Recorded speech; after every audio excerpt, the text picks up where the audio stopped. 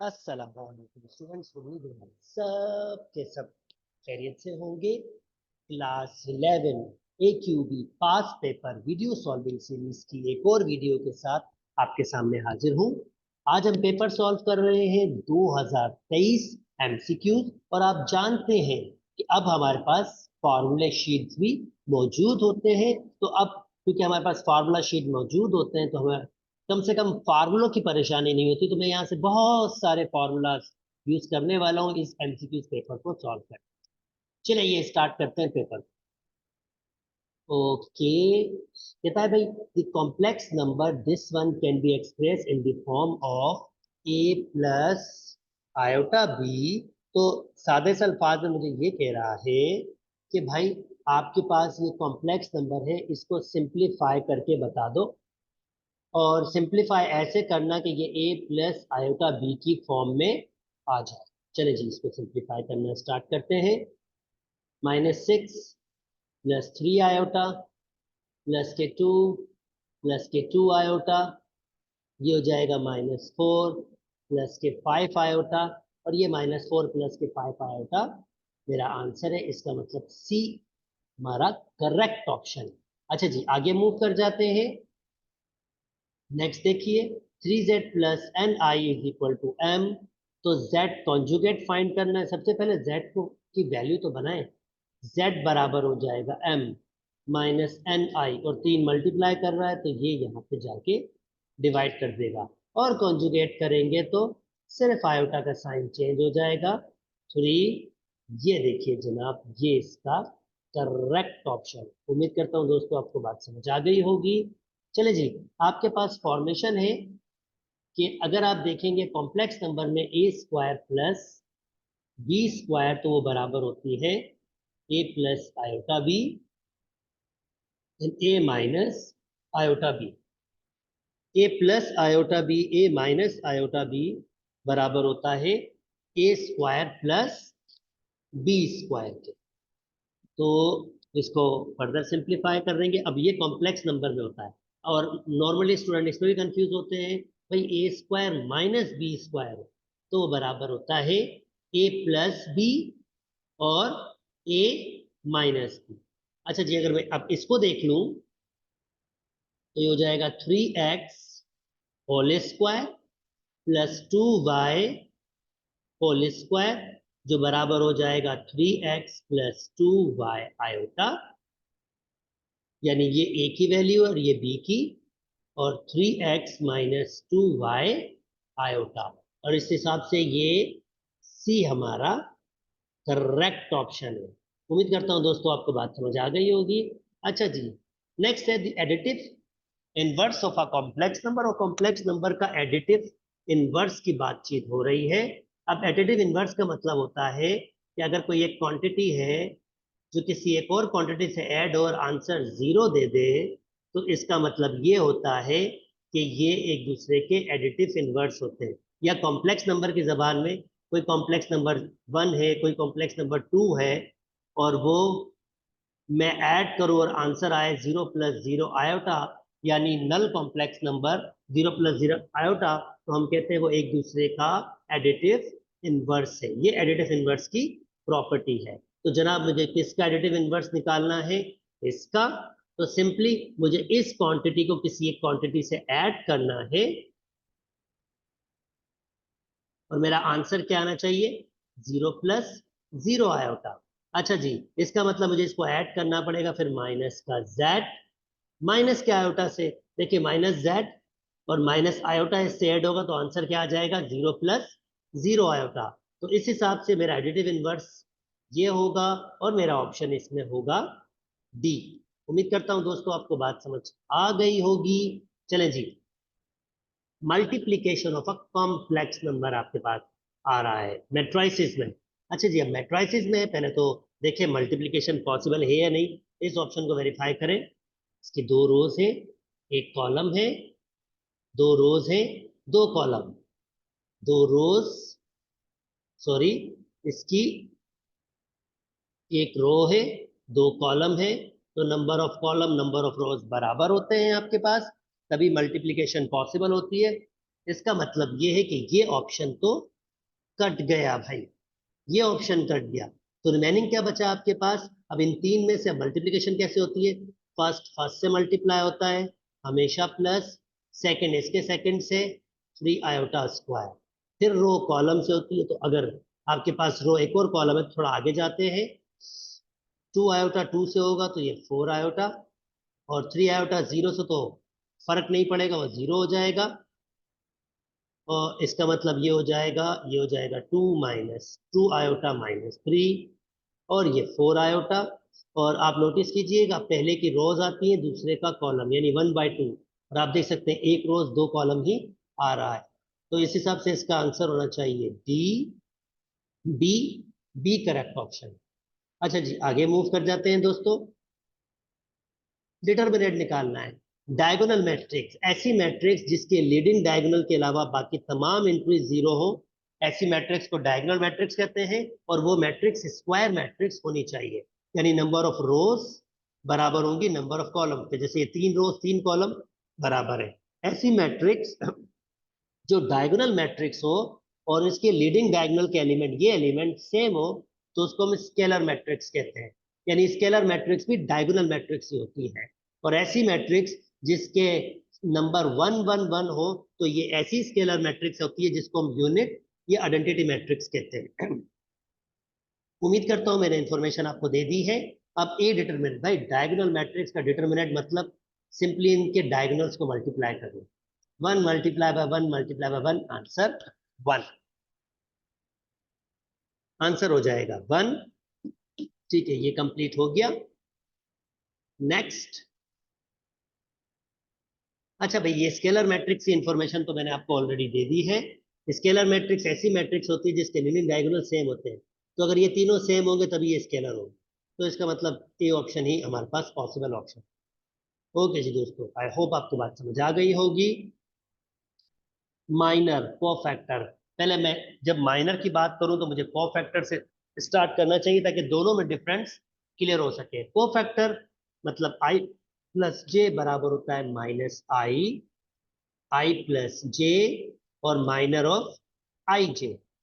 ये minor of आई जे आपके पास, minor of आई जे का मतलब क्या होता है, इसको कैसे निकालते हैं ये भी एक्सप्लेन करते हैं। और ये आई जे बेसिकली ये फॉर्मेशन कैसे होती है ये भी एक्सप्लेन करते हैं।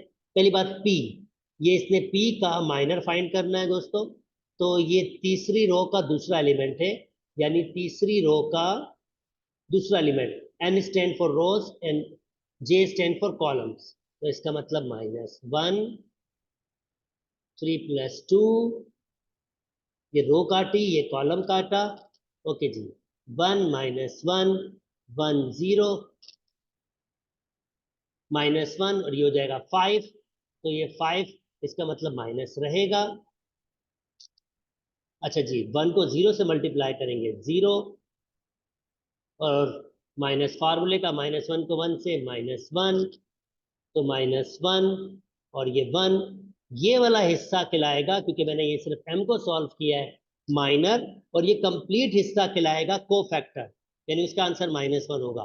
क्योंकि इसने माइनर की बात की तो माइनर का आंसर 1 होगा, मगर अगर मैं कोफैक्टर की बात करूंगा तो कोफैक्टर का आंसर -1 होगा। मगर इस वक्त इसका ऑप्शन सी है।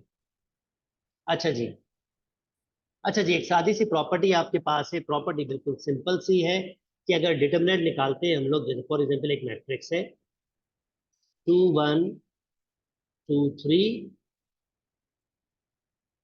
और मुझे क्या करना है, इसका डिटरमिनेंट निकालना है।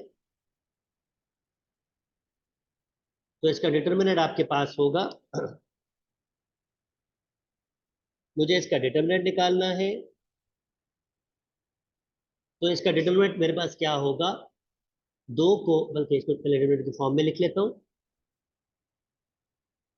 2 को 3 से 6 -2, आंसर 4। Okay, answer 4।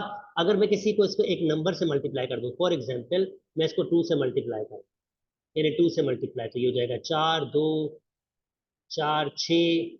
और अगर मैं अब इसका डिटरमिनेंट निकालूं, तो 4 4 6 2 4, ये हो जाएगा 24 -8, यानी आंसर क्या आ रहा है, 16। और इंटरेस्टिंग चीज यहाँ पर एक काम कर सकता हूँ, अगर मैं रोज से कॉमन लूँ 2 और कॉलम से भी 2, तो बेसिकली 2 मल्टीप्लाई बाय 2 कॉमन लिया है, रिमेनिंग क्या बचेगा वही वापस आ जाएगा, 2 1 2 3, जो हमने पहला निकाला था उसके डिटरमिनेंट का आंसर क्या था 4, तो ये 4 मल्टीप्लाई बाय 4 यानी कि 16।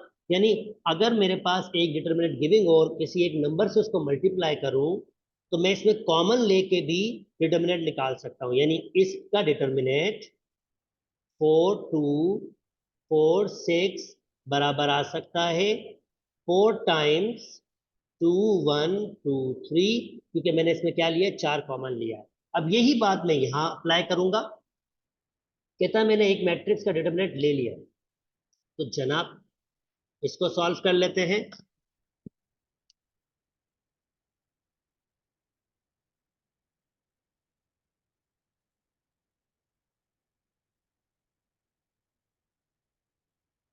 ओके,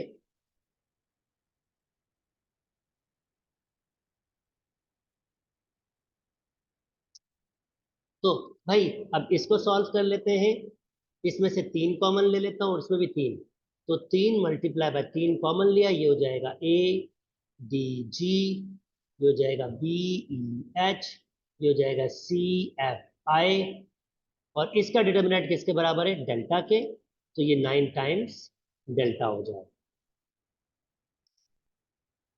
के। चलिए जी आगे मूव कर जाता हूं।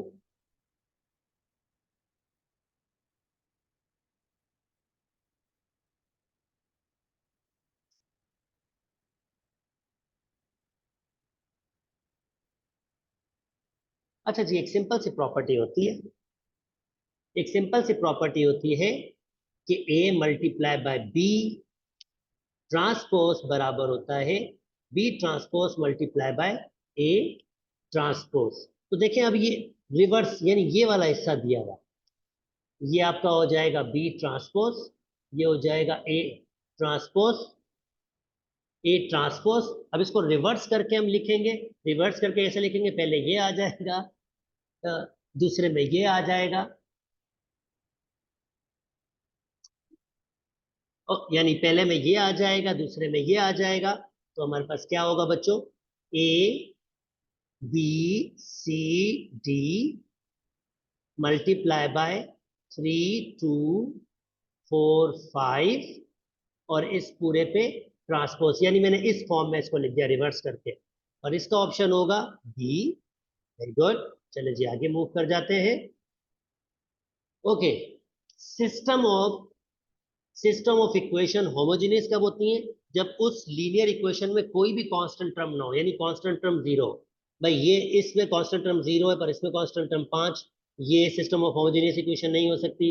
इसमें कांस्टेंट टर्म 2 है, ये नहीं हो सकती। इसमें कांस्टेंट टर्म 0 है, तो बिल्कुल ये हो सकती है, और सी हमारा करेक्ट ऑप्शन है। ओके दोस्तों, अब हमने एडजॉइन निकालना है इस चीज का। वैसे तो बहुत शॉर्टकट है, पर पहले मैं इसको टेक्निकल तरीके से एक्सप्लेन करता हूँ ये शॉर्टकट बेसिकली है क्या। भाई देखिए, मैट्रिसेस में डिटरमिनेंट आपके पास ये इसमें क्या है, ये आपके पास 0 आ रहा है और ये आपके पास सेम नंबर है। जब भी मैट्रिक्स में सेम नंबर हो, उनका डिटरमिनेंट आपके पास 0 आता ही आता है। अब देखिए कोफैक्टर में क्या होता है, कोफैक्टर में एक डिटरमिनेंट बनता है माइनर का, जैसे फॉर एग्जांपल अगर मैं ये, और ये एडजॉइंट होता क्या है, एडजॉइंट का मतलब होता है C11 C12 C13 C21 C22 C23 C31 C32 C33।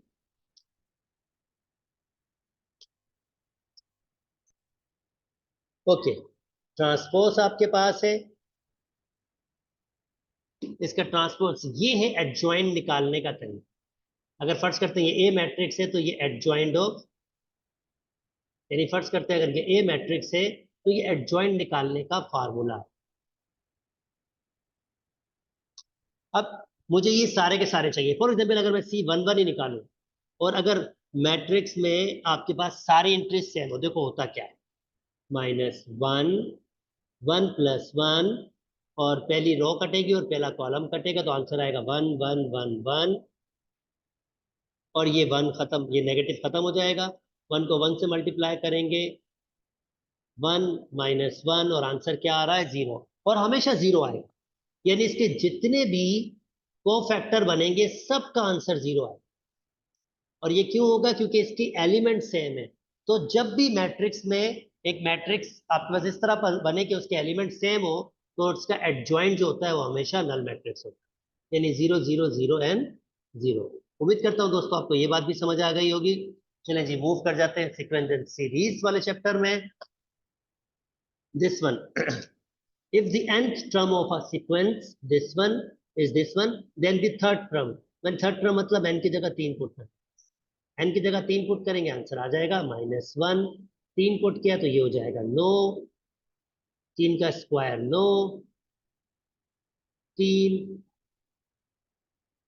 तो ये माइनस रहेगा, 27 -9 -20 -1, 29 माइनस के 29, ये माइनस के 2 हो जाएंगे, माइनस माइनस प्लस, यानी प्लस के 2 आंसर। उम्मीद करता हूं दोस्तों आपको बात समझ आ गई होगी। अच्छा जी, अर्थमेटिक सीक्वेंस।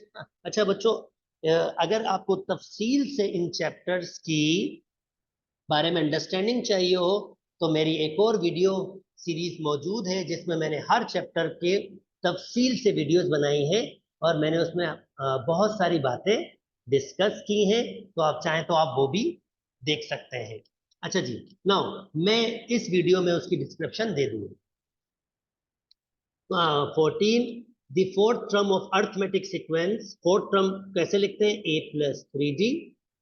ये फोर्थ टर्म का लिखने का तरीका है, इज इक्वल टू 7।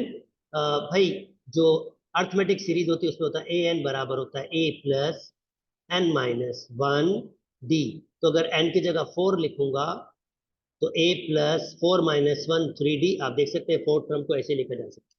तो फोर्थ टर्म हमारे पास होगा a+3d 7 के बराबर, और फर्स्ट टर्म कितनी दी हुई है? 3 के बराबर। 3 यहां रखा, वहां माइनस किया, 3d इज इक्वल टू 3 यहां रख के वहां माइनस किया, 7 - 3, तो ये हो जाएगा 3। d इज इक्वल टू 4, और d इज इक्वल टू 4/3, और 4/3 मतलब d आंसर। Okay, next 15।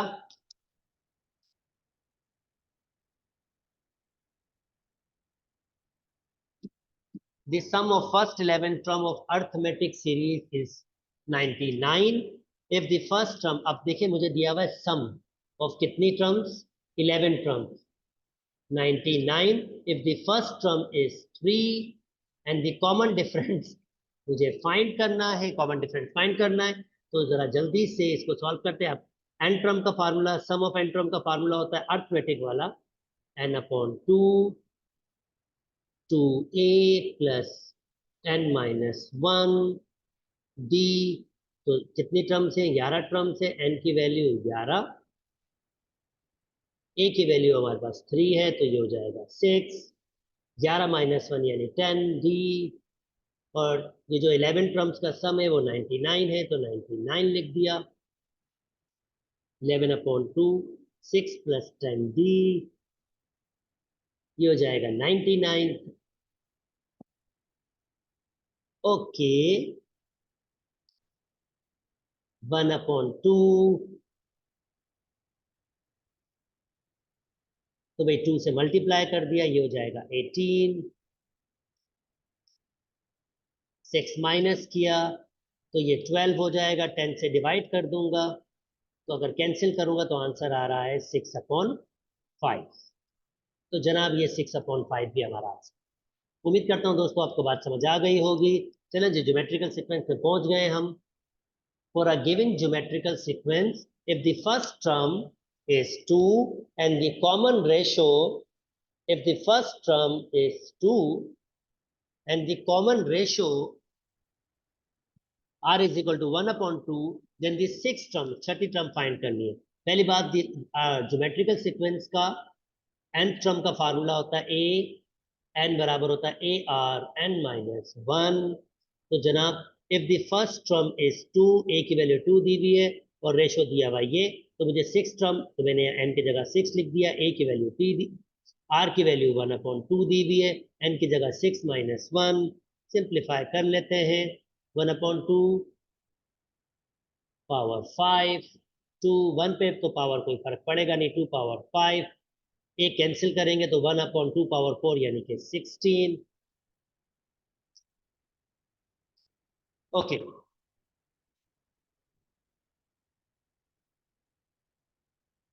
अच्छा जी, if T N is the arithmetic sequence, if Tn of an arithmetic sequence, मतलब nth term of arithmetic sequence ये है, then Tn is associative harmonic sequence।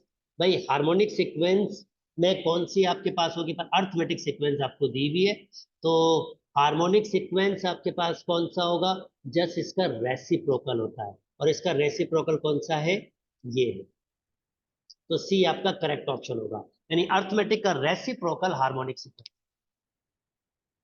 Okay, 2p 1/3 is harmonic progression, तो भाई ये then the value of 1/p square find करना, भाई ये harmonic में, तो पहले इसको अर्थमेटिक में कन्वर्ट कर देता हूँ,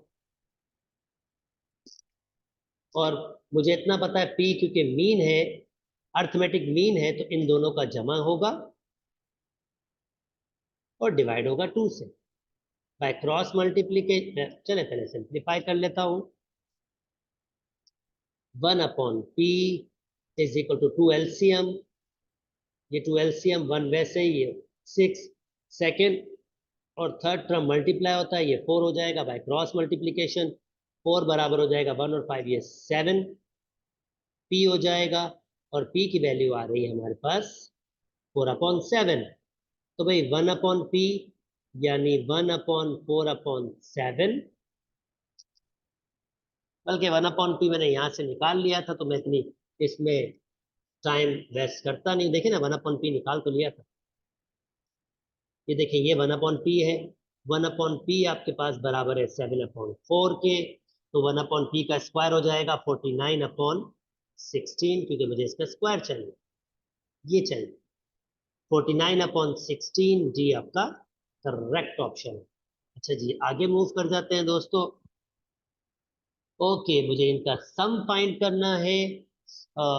यहाँ अगर आप नोटिस करें तो 1 का क्यूब, 3 का क्यूब, पहले 4 4 4 सबसे मल्टीप्लाई हो रहा है, तो जनाब इसकी जनरल टर्म में 4 तो होगा, ठीक है, 1 का क्यूब, 2 का क्यूब, 3 का क्यूब, तो इसका मतलब ये n क्यूब होगा, तो इसकी जो जनरल टर्म है वो हमारे पास 4n क्यूब बन गया है। अब मुझे क्या करना है, इसका जमा, और कहाँ तक करना है, 10 टर्म्स है, 1 से लेकर 10 तक है, 10 टर्म्स हैं, तो फिर मैं वेरिएबल चेंज कर रहा हूँ, k is equal to 1 to 10, और 4 बाहर ला सकता हूँ, और ये मैं कह दूंगा के क्यूब, और अगर मुझे याद है के क्यूब का फार्मूला, नहीं तो मैं पीछे से देख सकता हूँ, फार्मूलाज मौजूद हैं, मेरे ख्याल में होता है n+1/2 होल स्क्वायर।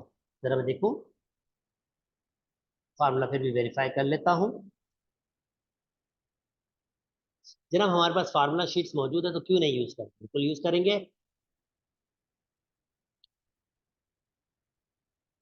जी, के क्यूब बराबर होता है n+1/2 होल स्क्वायर, मेरा फार्मूला, तो मैंने ये फार्मूला ही यूज किया है, और अब सिंप्लीफाई करूंगा, आंसर मेरा आ जाए।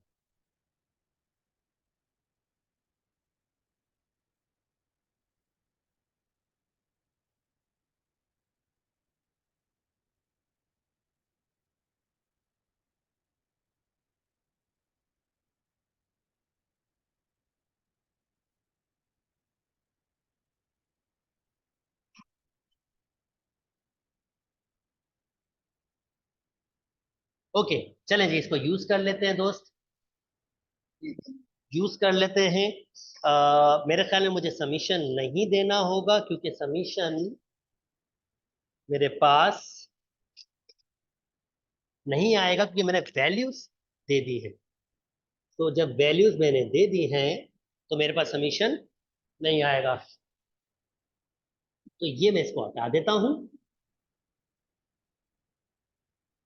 और मुझे n की जगह 10 पुट करना है, क्योंकि k की वैल्यू 1 से लेकर 10 तक है, तो फिर n की जगह 10 पुट करना। तो मैं इसमें 10 पुट कर लेता हूँ। 10 ये हो जाएगा 11/2 होल स्क्वायर, ये हो जाएगा 5। 5 को 11 से 55,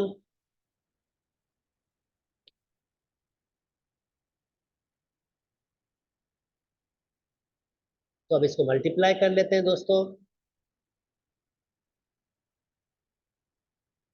4 मल्टीप्लाई बाय 55 का स्क्वायर, तो ये हो रहा है हमारे पास आंसर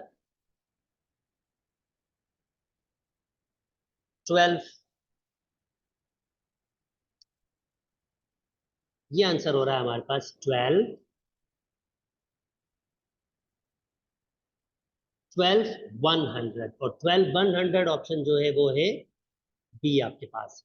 उम्मीद करता हूं दोस्तों आपको ये बात समझ आ गई होगी। मैंने जस्ट वैल्यूज मैनिपुलेट किए, nothing else. The sum of first 202 natural number, भाई फर्स्ट 202 नेचुरल नंबर, ये भी वही वाला आपके पास दिया है, यानी 1 2 3। नेचुरल नंबर की बात हो रही तो आखिरी टर्म होगी 202। तो भाई अगर इसकी जनरल टर्म बनाएंगे तो आपके पास इसकी जनरल टर्म बनेगी tn बराबर होगा n, और अगर इसका समीशन के फॉर्म में रखेंगे तो फिर k is equal to 1 to n, और ये जनरल टर्म को मैं अल्फाबेट चेंज कर दूंगा, k हो जाएगा। और जनाब ये आपका फार्मूला जो होता है आपके पास, अब n की वैल्यू हमारे पास 202 है, तो 202 लिख लेते हैं, 202। और ये जो आपका फार्मूला होता है ये बराबर होता है n+1/2। पीछे आप देख सकते हैं, पीछे वो फार्मूले शीट में आपके पास मौजूद है ये समीशन के, और n की जगह मुझे रखना होगा जो टोटल वैल्यूज हैं वो 202, तो ये हो जाएगा 202, और 202+1 यानी ये हो जाएगा 203। जस्ट सिंप्लीफाई कर लें भाई, 202 को मल्टीप्लाई करें 203 से और डिवाइड कर दें 2 से, तो आंसर आपके पास आ रहा है 2503। 2503 जो ऑप्शन कौन सा है, ये ऑप्शन। उम्मीद करता हूं दोस्तों सीक्वेंस इन सीरीज वाला चैप्टर भी आपको समझ आ गया होगा। चलिए जी आगे मूव करते हैं। 3 minus x factorial is equal to 24। X की वैल्यू फाइंड करनी है, बिल्कुल पीस ऑफ केक क्वेश्चन है भाई। 24 मतलब 4 फैक्टोरियल। आई होप फैक्टोरियल का आइडिया है। एन फैक्टोरियल बराबर होता है एन, n-1, n-2 और 1 तक जाता है। 4 फैक्टोरियल 24 को लिखा जा सकता है 4 मल्टीप्लाई बाय 3 मल्टीप्लाई बाय 2, और 1 भी लिख सकते हैं, तो ये 4 फैक्टोरियल के बराबर हो जाएगा। फैक्टोरियल जब दो फैक्टोरियल आपस में बराबर हो, I am not saying cut, मैं काट रहा हूँ, जब दो फैक्टोरियल बराबर हो तो उनकी करस्पॉन्डिंग एंट्रीज भी बराबर होती है। 4 को इधर ले आते हैं और एक्स का आंसर आ जाएगा -। उम्मीद करता हूँ दोस्तों आपको ये बात समझ आ गई होगी। चलें जी नेक्स्ट मूव कर जाते हैं। नेक्स्ट हमारे पास क्या है बस ये भी देख लेते हैं। द 3 इवेंट के एल एम आर डिफाइंड, ये 3 इवेंट है जो डिफाइंड हुआ है। ये के, भाई के का तो सीधा सा आपका हिसाब किताब है। के में आपके पास कह रहा है एक्स सच दैट, जो एक्स है मैं वो नंबर्स हूँ जो x+1 0 के बराबर, यानी वो x की वैल्यूज हूँ, अगर मैं उसमें 1 ऐड किया जाएगा तो आंसर 0 आ जाएगा। तो इसका मतलब x की वैल्यू -1, इसके पास सिर्फ एक एंट्री है -1, यानी के सेट में -1 है। एल सेट आपको दिया हुआ है -1 1, और एम सेट क्या दिया हुआ है 0 1। तो मर्चुअली एक्सक्लूसिव इवेंट्स वो इवेंट्स होते हैं जिसमें कुछ भी कॉमन ना हो। सो अब इन दो सेट्स में मुझे वो सेट्स देखने जिसमें कुछ कॉमन ना हो। नोटिस करो इन दोनों में कॉमन है, पर इन दोनों में कुछ कॉमन नहीं है, अलबत्ता इन दोनों में भी कॉमन। तो के और एम में कॉमन नहीं है, तो के और एम यानी ए इसका करेक्ट ऑप्शन है। उम्मीद करता हूं आपको मर्चुअल एक्सक्लूसिव की अंडरस्टैंडिंग हो गई होगी, यानी दो इवेंट्स में आपके पास अगर कुछ भी कॉमन ना हो तो वो दो इवेंट्स मर्चुअली एक्सक्लूसिव इवेंट्स। अच्छा जी नेक्स्ट आपके पास है in sport festival 6 student were line up for a photograph. का एक 6 स्टूडेंट लाइन अप फोटोग्राफ है। The number of possible arrangement, अब 6 बच्चे जो है लाइन अप हुए हुए हैं एक फोटोग्राफ के लिए। तो कह रहा है कितने वेज से ये आपके पास पॉसिबल है, तो भाई हो सकता है यहाँ ये पहली जगह 6 वे से फिल हो सके, यानी पहली जगह कोई भी फिल कर सकता है। अगर पहली जगह फिल हो गई है तो अगली जगह 5 वे से होगी, फिर उससे अगली जगह 4, फिर 3, फिर 2, फिर 1, ये 6 फैक्टोरियल है जो बराबर होता है 720 के। उम्मीद करता हूं दोस्तों आपको बात बिल्कुल समझ आ गई होगी। चलें जी, नेक्स्ट मूव कर जाता हूं। In a hockey training camp 15 players participated. 15 players ने पार्टिसिपेट किया है। If a team of 12 players is selected from the 15, then the possible number of teams selected will be।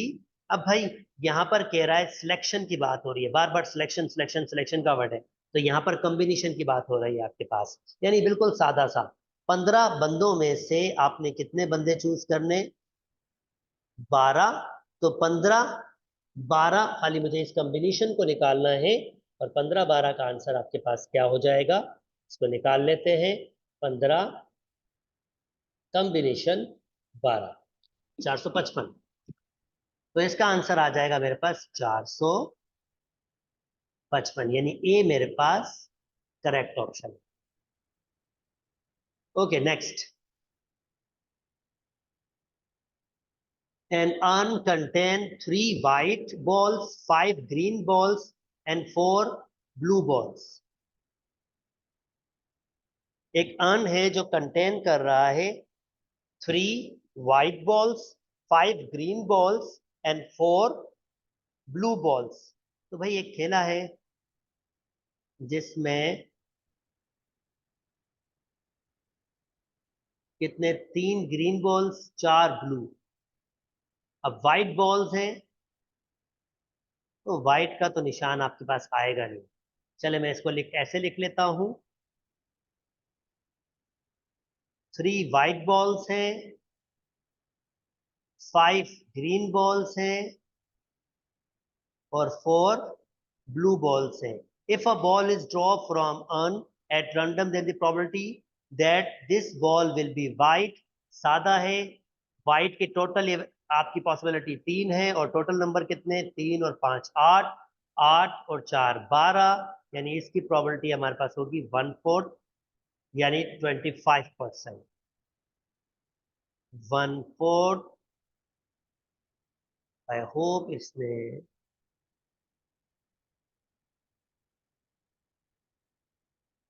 uncontained 3 white ball, 5 green ball, 5 और 3 8 and 4 blue ball।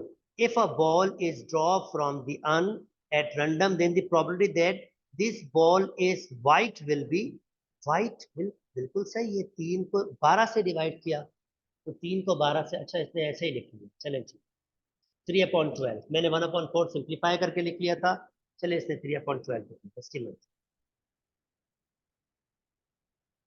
Okay, 26. Consider a Venn diagram represent the probabilities of event A and B, then probabilities of A union B। अच्छा भाई, क्योंकि ये इसमें common आपके पास है तो ये म्यूचुअली एक्सक्लूसिव इवेंट्स नहीं है, तो A union B, probability of A union B बराबर होता है probability of A plus probability of B minus probability of A intersection B। तो जो ये वेन डायग्राम है, कह रहा है consider a Venn diagram represent the probabilities. ये भी प्रोबेबिलिटी है, ये भी प्रोबेबिलिटी है, ये भी प्रोबेबिलिटी है। तो प्रोबेबिलिटी ऑफ ए मतलब ये पूरी प्रोबेबिलिटी, तो 0.3 + 1 यानी 0.4। प्रोबेबिलिटी ऑफ बी मतलब ये पूरी, ये 0.3 होगा। Probability of A intersection B मतलब खाली ये वाला 0.1, तो 0.7 - 1 0.6, 0.6 ऑप्शन सी आपके पास है। उम्मीद करता हूं दोस्तों आपको ये बात समझ आ गई होगी। चलें जी, अब हम मूव कर रहे हैं मैथमेटिकल इंडक्शन में और बाइनोमियल चैप्टर में। कहता है यार इस स्टेटमेंट को प्रूव करना है, तो हमारी k+1 term should be added. मतलब k+1 टर्म क्या ऐड करना होगा, बहुत सिंपल है। ऐड क्या करना होता है, इसको उठाइए और इसमें n की जगह k+1 लिख दीजिए। इसको सिंप्लीफाई कीजिए तो आंसर आ रहा है 3k+1। 3k+1 ऑप्शन आपके पास है बी। बी हमारे पास करेक्ट ऑप्शन है। तो 3k+1 मुझे दोनों साइड पर ऐड करना। ओके भाई, अब मिडिल टर्म है क्योंकि नंबर है 19। इसका मतलब इवन नंबर आपके पास होगा, क्योंकि अगर यहाँ पर ऑड नंबर हो तो टोटल टर्म एक ज्यादा बनती है। तो इसमें 20 टर्म्स हैं, तो 20 टर्म में इसका मतलब जो मिडिल टर्म्स होगी, यानी 20 टर्म्स होगी, अब उसमें मिडिल टर्म होगी। अगर आप नोटिस करें तो मेरे ख्याल में 9 और 10, क्योंकि देखे ना, 1 2 3 4 5 6 7 8 9 10 11 12 13 14 15 16 17 18 19 और 20। तो अगर मैं 9 और 10 को देखूं तो इसमें कितने टर्म्स हैं? 1 2 3 4 5 6 7 8। 1 2 3 4 5 6 7 8 9 10। 9, तो इसका मतलब 10 और 11 होगी। तो अगर 10 और 11 होगी तो इससे पहले 9 टर्म्स है और इसके बाद भी 9 टर्म्स है। तो 10 और 11 इसकी मिडिल टर्म्स होंगी। 10 एंड 11, मतलब डी इसका करेक्ट ऑप्शन है। चले जी, ठीक है जी। नेक्स्ट मूव कर जाता हूं। In the expansion of 2 minus x power 15, the third term. अब थर्ड टर्म का फार्मूला होता है r+1, और वो होता है NR, या चले बेसिक नोटेशन में लिखता हूं, NR, A n-R तो n की वैल्यू 15 है। थर्ड टर्म है तो इसका मतलब r की वैल्यू 2 हो गई। a की वैल्यू हमारे पास 2 है, ये मेरा a होता है और ये मेरा b। तो a की वैल्यू 2 है, 15 माइनस 2, और b की वैल्यू हमारे पास -x है, 2। तो चले, इसने भी उसी नोटेशन में लिखा, उसी नोटेशन में लिख रहा हूँ। 15 2, ये कितना हो जाएगा? 2 पे पावर 13 और एक्स स्क्वायर हो जाएगा। 2 पे पावर 13 एक्स स्क्वायर, ये नेगेटिव बिल्कुल नहीं, नहीं। 2 पे पावर 13 एक्स स्क्वायर, यानी ए आपका करेक्ट ऑप्शन। उम्मीद करता हूं दोस्तों ये बात भी आपको समझ आ गई होगी। 30 पे मूव कर जाता हूं।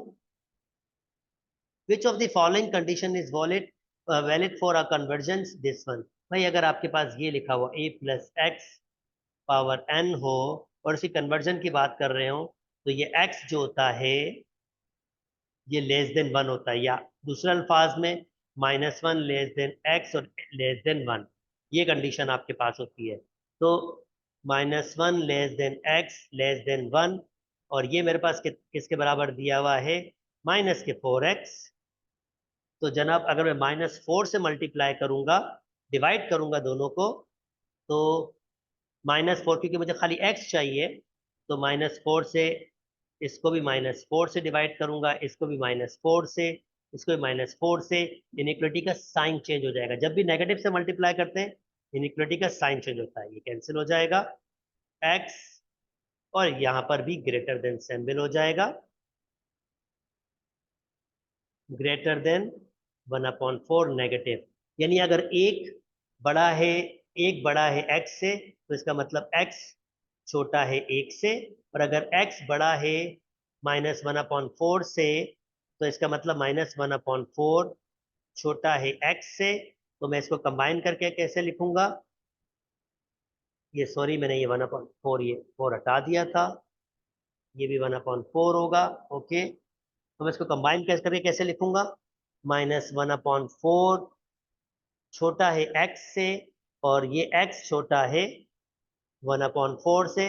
जो मैंने आपको कहा था ये एब्सोल्यूट की वैल्यू है, x <<1/4। x <<1/4, सी आपका correct option.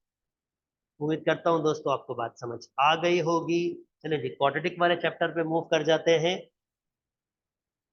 The equation 3/2x² - 6, this one can be convert in standard form में कन्वर्ट करना है। स्टैंडर्ड फॉर्म का मतलब होता है ए एक्स स्क्वायर प्लस के b x plus c is equal to 0। तो जनाब 6 को वहां मूव कर देता हूँ,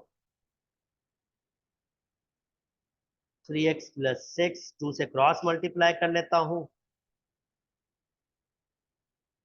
2 से मल्टीप्लाई किया 12, इन सबको इधर ले आता हूँ और मैं चाहूं तो 3 कॉमन ले सकता हूँ।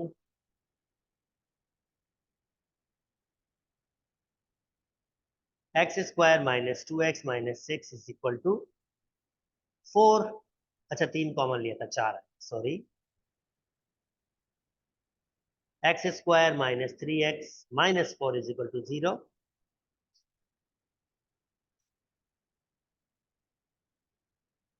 अच्छा जी, नेक्स्ट आपके पास radical omega power 6, 3 upon radical omega power 6 किसके बराबर होगा?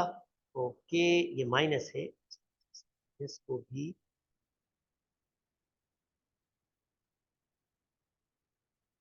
तो पहले तो मैं इसका एलसीएम ले लेता हूं। ओमेगा ओमेगा से मल्टीप्लाई होगा, ये पावर 6 हो जाएगा खाली, -3। ओके दोस्तों, ओके, ओमेगा पावर 6 को लिख सकता हूँ ओमेगा पावर 3, बल्कि मेरे ख्याल में खामा खा में इसका एलसीएम लेके इसको और कॉम्प्लेक्स करेंगे, सादा कर लेते हैं। क्योंकि ओमेगा पावर 3 बराबर होता है 1 के, 3 टू जा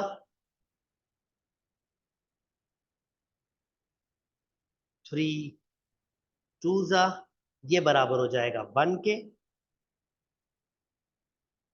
और ये भी बराबर हो जाएगा 1 के। स्क्वायर से क्या फर्क पड़ता है, 1 रहेगा, 3 अपॉन नीचे भी 1 रहेगा, 3 में से 1 में से 3 माइनस करेंगे, ये 1 तो खत्म ही हो जाएगा, तो -2।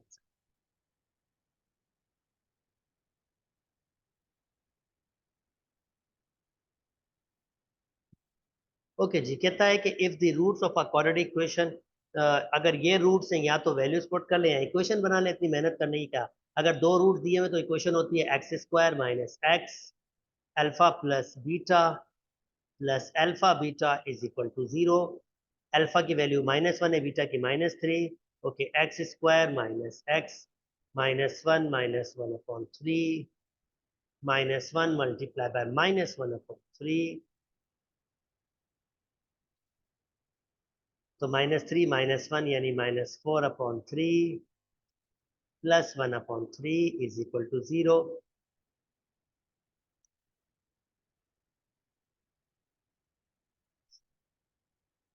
और मैं एलसीएम ले लूंगा, 3 एलसीएम आएगा, तो 3 इससे ही मल्टीप्लाई हो गया, जिसके पास एलसीएम उसको मैंने वैसे रखा, 3 क्रॉस मल्टीप्लाई करके खत्म कर दूंगा, 3x square plus k 4x plus 1 is equal to 0। 3x square plus k 4x plus 1 is equal to 0, D आपका करेक्ट ऑप्शन है। वैसे ज्यादा अच्छा ऑप्शन था -1 पुट करते, फिर -1/3 पर डी पे था, तो फिर आपको अगर ऊपर से आ रहे होते तो फिर भी आपको मेहनत तो करनी पड़ती, फिर भी आपके पास स्टेप थोड़े से बढ़ते, ऐसे नहीं है कि स्टेप बढ़ते हो। चलिए जी, नेक्स्ट आपके पास चलते हैं।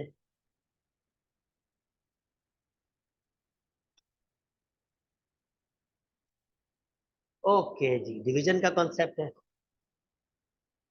x³ minus b x square plus k 2bx minus 15 is divisible by this one and remainder 1। यानी सादा अल्फाज में अगर मैंने x माइनस बी सेट किया 0 के बराबर, तो x is equal to B.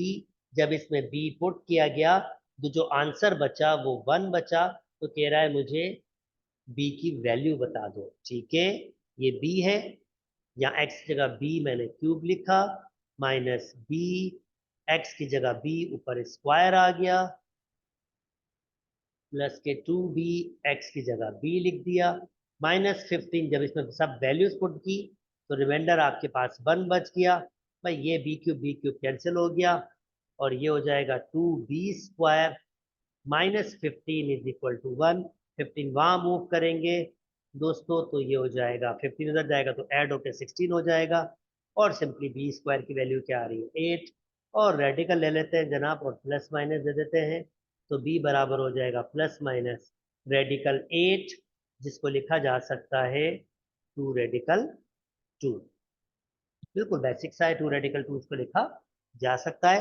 कैसे भाई, 8 को लिख सकते हैं 4 मल्टीप्लाई बाय 2, इसका रेडिकल आ जाएगा 2, तो ये 2 रेडिकल 2 हो गए। अच्छा जी, 36 एमसीक्यूज पे आ जाते हैं दोस्तों।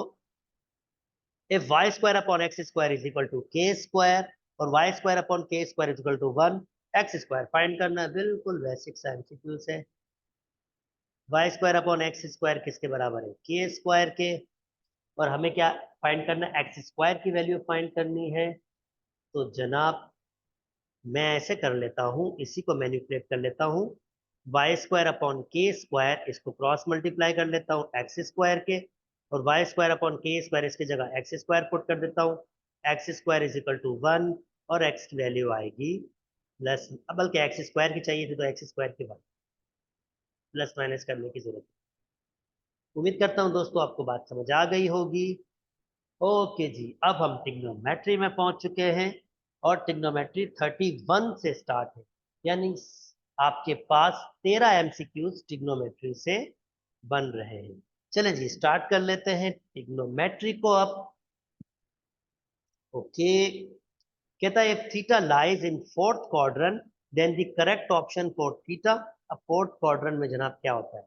सी ए एस टी। उम्मीद करता हूँ सी ए एस टी के बारे में आइडिया है आपके पास। फर्स्ट क्वाड्रेंट में सारे पॉजिटिव, सेकंड क्वाड्रेंट में साइन और कोसेक पॉजिटिव, बाकी सब नेगेटिव, थर्ड में टेन और कॉट पॉजिटिव, बाकी सब नेगेटिव, और फोर्थ में आपके पास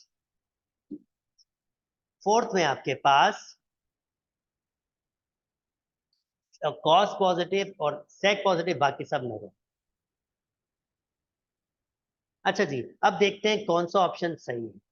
तो कहता है sine 2 pi plus theta greater than 0, यानी ये बेसिकली कौन सा क्वाड्रेंट है? ये है फर्स्ट क्वाड्रेंट, क्योंकि 360 plus theta first quadrant. First quadrant में साइन पॉजिटिव होता है, ये बात सही है। और ये भी फर्स्ट क्वाड्रेंट है। फर्स्ट क्वाड्रेंट में क्योंकि 2 pi plus theta, first quadrant में कॉस भी पॉजिटिव है, तो फर्स्ट क्वाड्रेंट में सब पॉजिटिव, ये भी ठीक है। फर्स्ट ऑप्शन ठीक है। चलिए सेकंड देखते हैं। साइन थीटा ये फर्स्ट क्वाड्रेंट है, इसका मतलब ये पॉजिटिव होगा और ये नेगेटिव, ऐसे तो हो नहीं सकता। तो बस ठीक है, एक ही पहला ऑप्शन ही सही है। थोड़ा ट्रिकी बनाने की कोशिश की पर इतना ट्रिकी भी नहीं। ओके, नेक्स्ट मूव करते हैं दोस्तों। एक आइडेंटिटी है, देखते हैं इसको प्रूव कर लेते हैं। भाई 1 माइनस साइन स्क्वायर बराबर होता है cos square theta, cos theta sine theta, और 1 minus cos square theta sine square theta.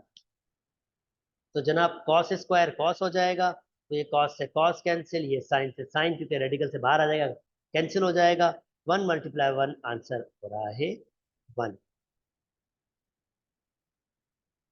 Okay, तो जनाब उम्मीद करते हैं आपको ये शायद ऑलरेडी पता है, क्योंकि पिछला एमसीक्यू तो मैंने डायरेक्टली कर दिया।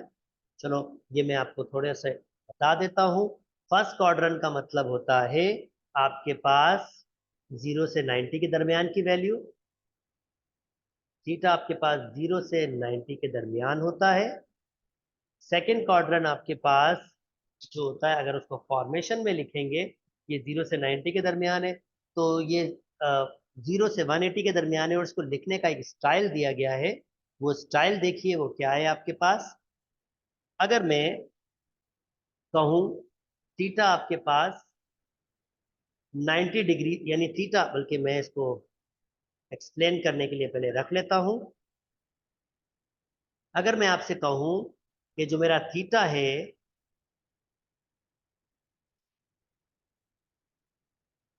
0 से 90 के दरमियान है, तो पहला क्वाड्रेंट में 0 से 90 ओनली थीटा होगा। अब दूसरा क्वाड्रेंट देखें, कितना स्मार्टली लिख रहा हूं।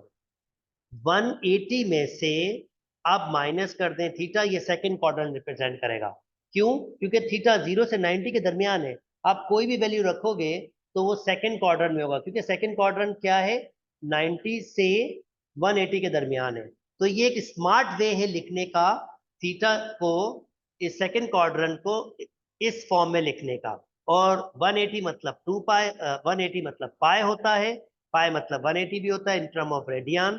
तो मैं इसको ऐसे भी लिख सकता हूँ, pi minus theta. Similarly third, अब आप तीसरा 270 है, जिसको मैं लिख सकता हूँ 270 माइनस थीटा। अगेन थीटा की वैल्यू 0 से 90 के दरमियान है, तो वो यहाँ से 180 से 270 के दरमियान के एंगल ही देगा आपके पास। और 270 को इसको लिख सकते हैं 3/2 पाई माइनस थीटा, जो चाहे आप उसको ऐसे लिख सकते हैं। और चौथा इसी तरीके से 2 पाई माइनस थीटा, यानी 360 माइनस थीटा। और अगर फर्स्ट क्वार्टर में मैं आना चाहूँ तो उसको लिख सकता हूँ 2 पाई प्लस थीटा, यानी यहाँ से फिर मैं यहाँ पर मूव कर जाऊंगा आपके पास, और फिर सो ऑन इस तरह चलती जाएगी। उम्मीद करता हूँ दोस्तों आपको ये बात समझ आ गई होगी। इसका एक और वे भी लिखने का होता है, वो भी सीख लीजिए। अगर ये थीटा है तो 90 प्लस थीटा ये भी सेकंड क्वाड्रेंट रिप्रेजेंट करेगा, 180 प्लस थीटा ये भी थर्ड क्वाड्रेंट रिप्रेजेंट करेगा, और 270 प्लस थीटा ये भी फोर्थ क्वाड्रेंट रिप्रेजेंट करेगा। आई होप दोस्तों आपको ये बातें समझ आ गई होंगी। तो कह रहा है ये है फोर्थ क्वाड्रेंट है 2 पाई माइनस थीटा। अब 10 फोर्थ क्वाड्रेंट में पहले तो देखता हूं, CAST फोर्थ क्वाड्रेंट में 10 होता है नेगेटिव, पहले तो ये देखना होगा। माइनस साइन तो आएगा, ये दो तो हटा ही देना। अगर और अगर आपके पास पाई इवन मल्टीपल हो तो 10 10 में रहेगा, और ये 10 थीटा के बराबर होगा। बेटा बिल्कुल सिंपल आइडियाज हैं। अगर ये ऑड मल्टीपल होता तो 10 कॉट में जाता, और जो यहां लिखा होगा वो यहां लिखा जाए। तो इस वक्त क्योंकि ये इवन मल्टीपल है तो टेन थीटा आपका आंसर होगा, यानी ए आपका करेक्ट ऑप्शन होगा। और ये साइन मैंने क्वाड्रेंट से लिया, ये इससे कोई ताल्लुक नहीं है, मैंने वो क्वाड्रेंट से लिया, इस क्वाड्रेंट से ताल्लुक है, साइन में क्वाड्रेंट से लूँ। अच्छा जी, आगे मूव कर जाते हैं। Express this one in the term of single expression equal to this. Okay, अच्छा भाई ये वही वाली बात है यार। इसको लिख सकता हूं 5 multiply by pi by 2 plus x. तो पहले तो साइन देखूंगा कि ये क्वाड्रेंट कौन सा आपके पास आ रहा है। यानी अगर 5 को 90 से मल्टीप्लाई कर लूं,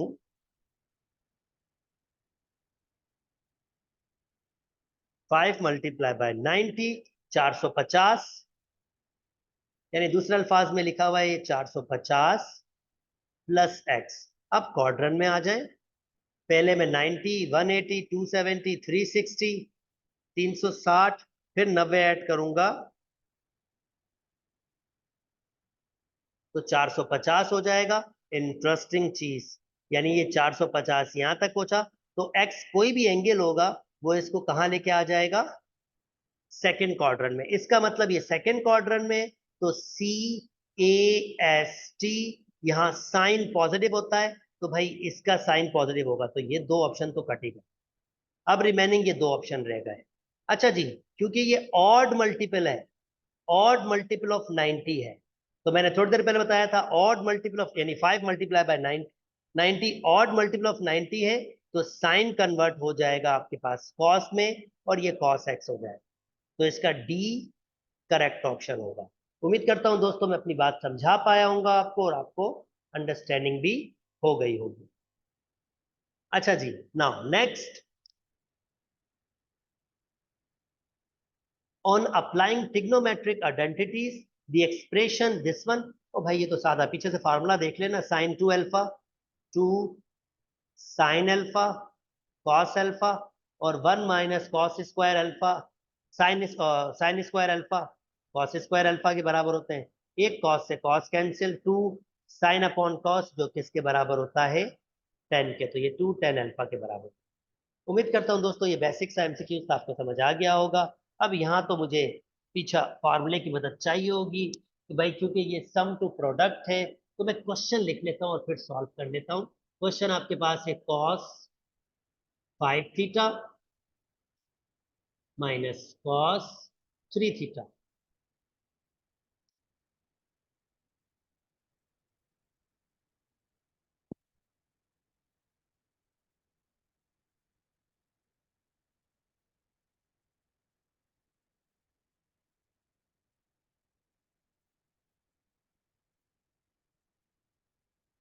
ओके, फार्मूला शीट पे आते हैं। तो ये है हमारे पास कॉस कॉस का नेगेटिव वाला, पी की वैल्यू 5 थीटा है और क्यू की वैल्यू थीटा है, तो ये बराबर होगा 2 sine 5 theta plus 3 theta upon 2, यानी 8 थीटा जमा कर लिया अपॉन 2, और साइन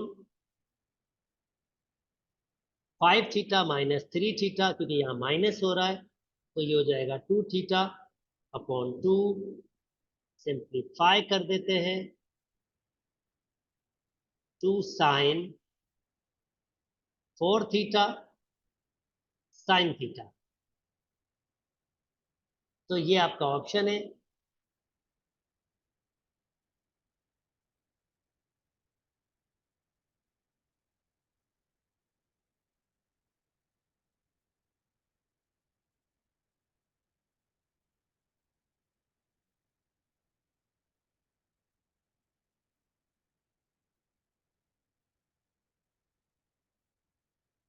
तो जनाब ये ऑप्शन हो जाएगा आपका, ओके पॉजिटिव वाले तो कैंसिल वैसे ही हो गए थे, नेगेटिव में 2 साइन 4 थीटा साइन थीटा, मतलब डी आपका करेक्ट ऑप्शन है।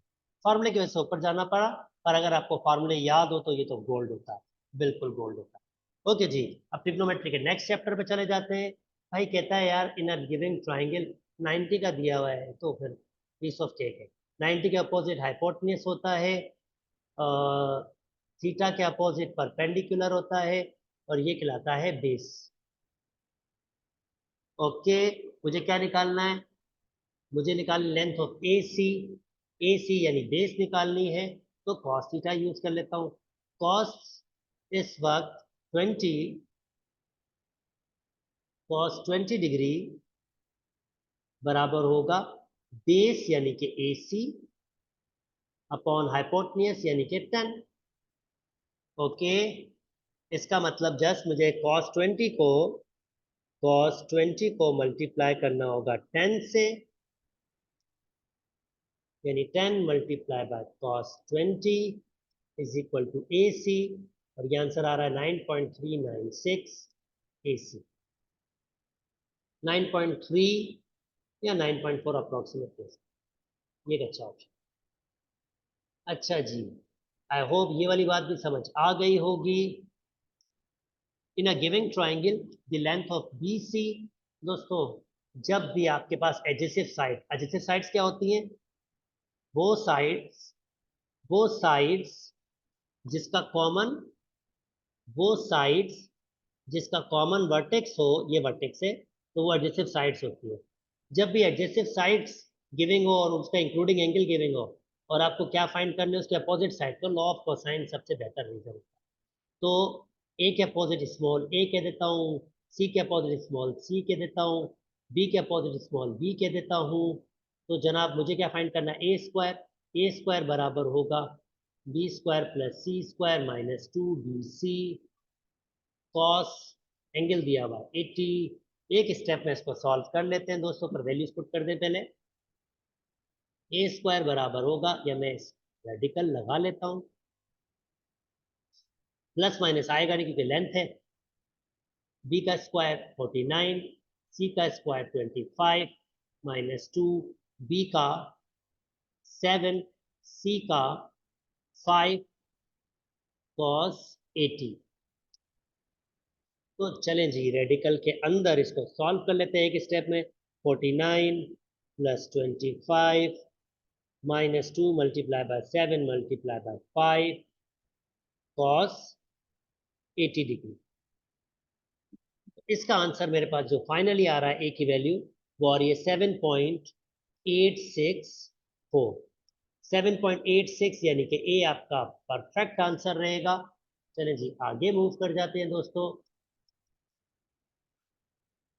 कहता the area of a giving triangle, भाई तीन साइडें गिविंग हो तो, और एरिया, बल्कि इसको और शॉर्टकट से करते हैं ना दोस्तों, इतना लंबा चौड़ा मेथड भी। जब भी आइसोसेलेस ट्राइंगल हो, तो अगर मैं एल्टीट्यूड बनाऊंगा तो वो साइड को दो इक्वल पार्ट्स में तोड़ेगी, ये हो जाएगा 1, ये 3 है, पैथागोरस से ये फाइंड कर लेते हैं। तो ये परपेंडिकुलर है, ये हाइपोटेन्यूज है, ये बेस है, तो हाइपोटेन्यूज का स्क्वायर बराबर होता है बेस का स्क्वायर प्लस परपेंडिकुलर का स्क्वायर। 9 माइनस 1 पी स्क्वायर, तो ये 8 पी स्क्वायर, और रेडिकल लगा देंगे तो 2 रेडिकल 2, अभी पीछे मैंने बताया था, ये पी की वैल्यू आ जाएगी। और एरिया का फार्मूला होता है 1/2, बेस ये पूरी बेस होगी 2, और हाइट मैंने पी क्या निकाला है 2 रेडिकल 2, 2 से 2 कैंसिल, 2 रेडिकल 2 आपका आंसर होगा, ये मैंने शॉर्टकट। पर ये तभी होगा जब या तो इक्विलेटरल ट्राइंगल होगी आइसोसेलेस, नहीं तो फिर मुझे जब 3 साइडें गिविंग होती है तो वो एरिया का फार्मूला यूज करना पड़ता है, वो ये होता है S S minus A, S minus B, S minus C, और इसमें एस बराबर होता है A plus B plus C upon 2। पर ये थोड़ा लेंदी हो जाता है इसलिए मैंने शॉर्टकट यूज किया। ओके दोस्तों, आगे मूव कर जाते हैं। कहता है the area of a given triangle A B C is this one, इस ट्राइंगल का एरिया दिया हुआ है।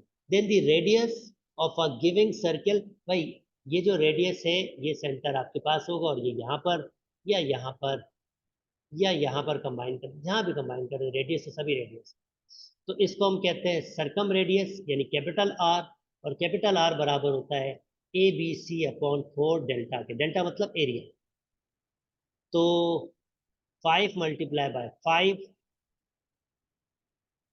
मल्टीप्लाई बाय 4 अपॉन 4, डेल्टा कितना दिया था इसने 2 रेडिकल 21, 4 से 4 कैंसिल कर लें, ऊपर आ जाएगा 25, नीचे आ जाएगा 2 रेडिकल 21, 25 2 रेडिकल 21 ऑप्शन दिया हुआ है, तो चलो इसी को अवेल कर लेते हैं। उम्मीद करता हूँ दोस्तों आपको बात समझ आ गई होगी। ओके जी, अब डोमेन और रेंज की बारी। अब ये ग्राफिकल अंडरस्टैंडिंग है। अ, दोस्तों अगर आपको और डिटेल डिस्कस करना है तो मैंने इसकी वीडियोस लेक्चर बनाए हर चैप्टर वाइज, क्लास 11 के, तो आप चाहें वहां पर देख सकते हैं, वो मैं वीडियो लिंक नीचे इस वीडियो के दे दूंगा, तो आप चाहें तो वो भी आप देख सकते हैं। अच्छा जी, मैं आगे मूव कर जाता हूँ। The domain of y is equal to 5 cos 10x। अब देखें, ये मैं बहुत डिटेल में मैंने डिस्कस किया है मेरे वीडियो लेक्चर्स में कि हम इसको कैसे देखते हैं, पर यहाँ मैं थोड़े शॉर्टकट में बात करूँगा। दोस्तों ये कॉस, दिस वन, ये ग्राफ कॉस का, ये आपके पास 1 होता है और ये आपके पास -1 होता है, तो इसकी जो रेंज होती है -1 से 1 के दरमियान होती है। डोमेन इसका सेट ऑफ रियल नंबर होता है, पूरा पूरा set of real number, this one. तो अगर ये डोमेन की बात कर रहा है तो domain set of real number, जो इसको लिखने का तरीका ये माइनस इंफिनिटी इंफिनिटी, इसको ऐसे भी लिख सकते हैं, आप चाहें तो इसको ऐसे भी लिख सकते हैं और ऐसे भी लिख सकते हैं। तो माइनस इंफिनिटी टू इंफिनिटी, ये आपके पास इसका डोमेन होगा। अगर ये आपसे रेंज पूछता, तो क्योंकि इस ये 5 से मल्टीप्लाई हो रहा है, ये इसका एम्पलीट्यूड होता है, तो इसकी जो रेंज होती ये आगे खुल जाता, और इसकी रेंज वैसे इस ये जो करंट है इसकी रेंज है -1 लेस देन और इक्वल टू वाई, वाई मतलब रेंज, वाई की वैल्यू x मतलब डोमेन की वैल्यू। मुझे इसको 5 से मल्टीप्लाई करना होता, -5 less than equal to y, और लेस देन इक्वल टू आपके पास कितना हो जाता है ये 5, तो उस वक्त इसकी रेंज होती -5 से 5। पर इसने डोमेन पूछा है, बिल्कुल बेसिक चीज पूछी है, वो तो फिर आपके पास ये हो, उसमें कोई फर्क नहीं पड़ता इसको, इसमें ना ही इसे कहते हैं एम्पलीट्यूड, इससे भी कोई फर्क नहीं पड़ता, ये पीरियड के लिए होता है, इससे भी कोई फर्क नहीं पड़ता। मेरी वीडियोस डिस्क्रिप्शन होंगी, आप चाहें तो वहां तफसील से ये चीजें भी देख सकते हैं। तो this is not a difficult task. Okay 48 पे आ जाता हूं दोस्तों। द प्रिंसिपल सोल्यूशन, अब प्रिंसिपल सोल्यूशन का मतलब होता है जो 0 से 360 के दरमियान,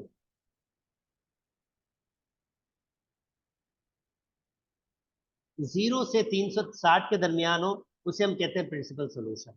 अब भाई ये सादी सी चीज है यार, अगर आप π/3 यहाँ पुट करते हो, थीटा करो, कैलकुलेटर से पूछते हो यार π/3 आंसर, तो π/3 मतलब 60 डिग्री, तो कैलकुलेटर आपको बता देगा भाई 60 डिग्री ये नहीं है यार, बिल्कुल नहीं है,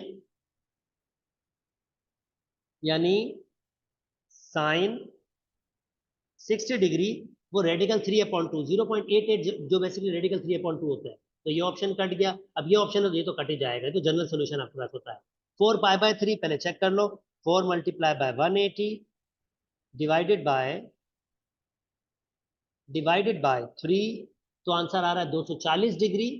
240 डिग्री, और अगर आप साइन 240 डिग्री पुट करते हैं, साइन 240 डिग्री, तो जनाब इसका आंसर आ रहा है माइनस के 0.866, यानी माइनस के रेडिकल 3/2, यानी ये इसका सोल्यूशन है। अब सेकंड में चेक करेंगे, सेकंड में सोल्यूशन हो रहा होगा, इसी वजह से सी आपका करेक्ट ऑप्शन। इसको निकालने के तरीके भी हैं, ऐसा नहीं कि इसको निकालने के तरीके आपके पास नहीं है, निकालने के तरीके भी, पर ये सबसे शॉर्ट है। जब मैं सब्जेक्टिव में आऊंगा तो वहां डिस्कस करूंगा कि उसको किस तरह से सब्जेक्टिव में टैकल किया जाता है। ठीक है, ओके। फिलहाल यहाँ मैंने शॉर्टकट यूज किया 49। जनरल सोल्यूशन, यहाँ भी वही शॉर्टकट यूज कर लेते हैं। ये बेसिकली क्या लिखा हुआ है, cos x is equal to 1/2।